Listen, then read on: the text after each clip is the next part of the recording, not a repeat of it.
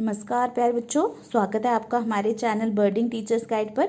बच्चों, आज हम 8वीं कक्षा की पिछली वीडियो में हमने 8वीं कक्षा की पाठ्य पुस्तक में संकलित पाठ 10 जीवन नहीं मरा करता की व्याख्या की थी।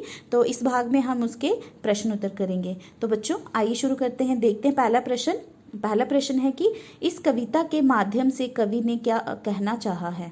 इस बताना है कि जो ये कविता है इसके माध्यम से जो कवि है वो क्या कहना चाहते हैं।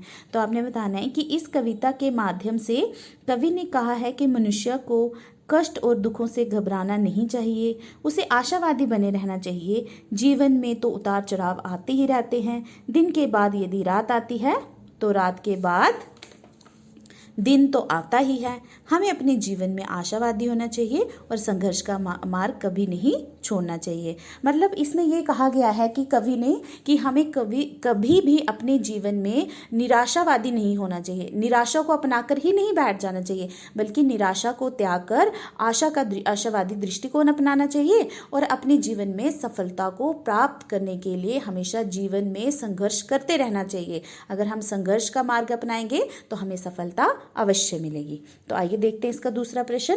कवि ने कैसे लोगों को ललकारा है। तो देखते हैं, कवि ने निम्नलिखित लोगों को ललकारा है। कैसे कैसे लोग हैं वो। क पाठ, विपत्ति में घबराकर रोने वालों को। कवि ने किसको ललकारा है? विपत्ति में घबराकर रोने वालों को। ख में बीती हुई बातों को याद करने वालों को। ग खतरों की आशंका से घबराने वालों को।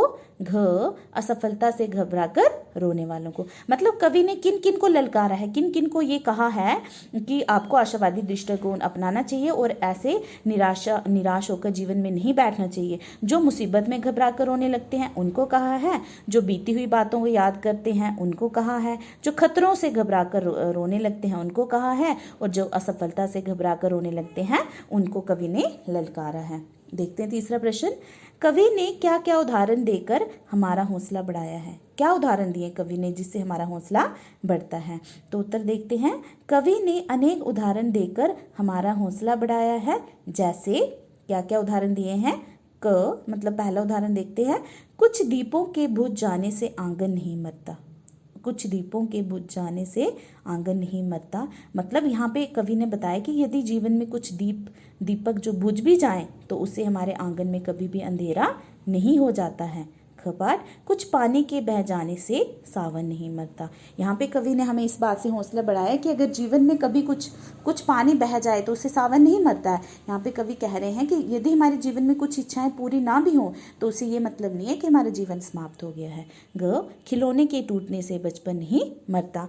मतलब कवि ने कहा कि यदि खिलौने टूट भी जाते हैं, यदि हमारी कुछ इच्छाएं पूरी नहीं भी होती हैं या हमें कभी कभी जीवन में असफलता का सामना करना पड़ता है, तो इसका ये मतलब नहीं है कि हमारा जीवन पूरी तरह से समाप्त हो गया है। घ पतझड़ की लाख कोशिश करने पर भी उपवन नहीं मरता। जिस प्रकार से पतझड़ आ जाता है लेकिन पतझड़ के आने पर भी उपवन जो है वो हरा भरा रहता है, उसी प्रकार से हमारे जीवन में असफलता आती है, लेकिन यदि हम संघर्ष का मार्ग अपनाएं तो हमारे जीवन में सफलता भी अवश्य ही आती है। तो आइए देखते हैं चौथा प्रश्न। कविता के आधार पर सपनों को परिभाषित करें। कविता के आधार पर सपने की क्या परिभाषा है। तो देखते हैं, सपना आंखों के पलंग पर सोए हुए आंख के पानी की तरह होता है। आंख में जैसे आंसू रहते हैं वैसे ही सपने भी रहते हैं, इसलिए उनका टूटना स्वाभाविक है। तो इसमें आपने ये बताना है कि आंखों जिस सपने कैसे होते हैं, जैसे हमारे आंखों में आंसू रहते हैं उसी प्रकार से हमारी आंखों में सपने भी रहते हैं। जब हमारी आंखों से जो आंसू बहकर बाहर निकल जाते हैं, जिस प्रकार से जो हमारी आंखों का पानी होता है वो आंसुओं के रूप में बाहर निकल जाता है, उसी प्रकार से सपने जो हैं उनका टूटना भी स्वाभाविक है। नेचुरल है, सपनों का टूटना भी स्वाभाविक है। तो आइए देखते हैं अगला प्रश्न। किन स्थितियों में समस्या के समाधान मिल जाने की बात कही है, आप उसे कहाँ तक सहमत हैं। तो आइए देखते हैं इसको उत्तर कि कवि के अनुसार माला बिखर जाने से समस्या हल हो जाती है, क्योंकि जब तक मनुष्य का जीवन रहता है तब तक ही समस्या का अस्तित्व रहता है। यदि मनुष्य के आंसुओं की कीमत आंकने वाला मिल जाए तो उलझन सुलझ जाती है, क्योंकि मित्रों की सहायता प्राप्त होने पर प्रत्येक काम बन जाता है। मैं इन दोनों तथ्यों से सहमत हूँ क्योंकि ये एक अटल सिद्धांत है। इसमें कवि ने ये कहा है कि जिस प्रकार से कवि ने बताया कि माला अगर बिखर जाती है तो तभी समस्या का हल मिलता है हमें, मतलब जब तक हमारे जीवन में मुश्किल नहीं आएगी तो हम समस्या का हल ढूंढने के काबिल नहीं बनेंगे। तो इसीलिए यहाँ पे कवि ने कहा है कि समस्या का हल भी तभी ढूंढने के काबिल हम बनेंगे जब हमारे जीवन में कोई समस्या आएगी। इसलिए समस्या का आना भी स्वाभाविक है हमारे जीवन में, और उसका हल ढूंढने के लिए हमें अपने आप को तैयार करना चाहिए। तो इसलिए वो कह रहे हैं कि हम ये सब मित्रों की सहायता से भी कर सकते हैं कि यदि मित्र हमारी सहायता करें, उनकी सहायता हमें प्राप्त हो तो हम हर एक काम अच्छे से कर सकते हैं। और ये हम दोनों इस तथ्यों से सहमत हैं क्योंकि ये एक अटल सिद्धांत है।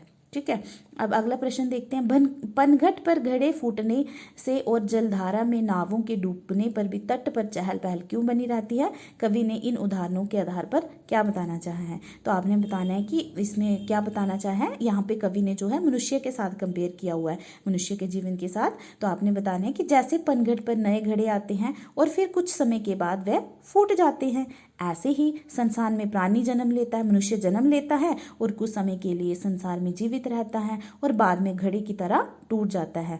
मतलब अंत में जैसे घड़े टूट जाता है वैसे ही मनुष्य भी मर जाता है, इस संसार से चला जाता है।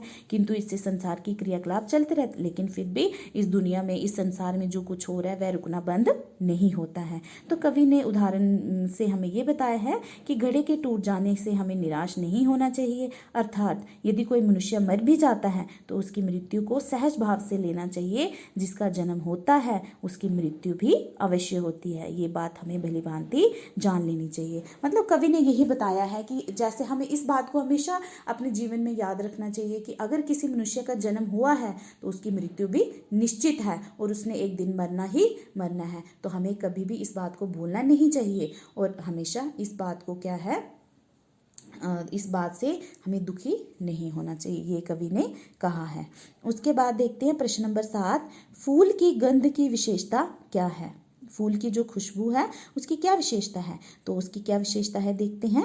फूल की गंध की यह विशेषता है कि वह किसी भी स्थिति में फूल से अलग नहीं होती। मतलब फूल की खुशबू की ये विशेषता है कि चाहे कुछ भी हो जाए, कोई भी परिस्थिति आ जाए, कोई भी सिचुएशन आ जाए, लेकिन वो कभी भी फूल से अलग नहीं होती है। तो बच्चों ये थे इसके प्रश्न उत्तर और मुझे आशा है कि आपको ये प्रश्न उत्तर अच्छे से समझ आगे होंगे। तो बच्चों इस वीडियो को ध्यान से सुनना और अगर आपको ये अच्छी लगे इसको लाइक, शेयर और सब्सक्राइब